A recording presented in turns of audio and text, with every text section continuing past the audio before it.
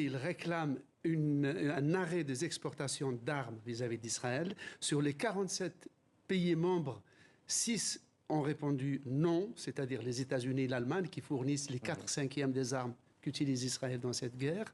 Sur les 5 pays européens qui en sont membres, la France s'est abstenue, l'Allemagne a dit non, mais la Belgique, la Finlande et le Luxembourg l'ont approuvé.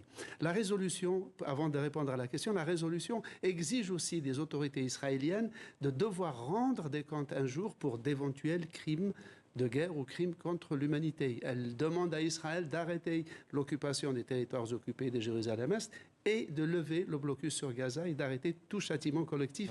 Enfin, elle demande la libération des otages, allusion aux otages israéliens qui, la captivité près, vivent les mêmes épreuves que leurs geôliers à Gaza. Maintenant, est-ce que cette résolution est contraignante?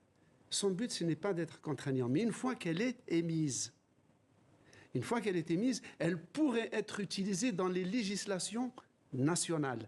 C'est-à-dire, si un pays est membre de l'ONU, que l'ONU émet des recommandations vis-à-vis de tel ou tel conflit, n'importe quel citoyen ou ONG ou association peut attaquer en justice son propre État pour ne pas respecter les résolutions de l'ONU dont il est un pays membre, dont il a signé et paraphé la charte.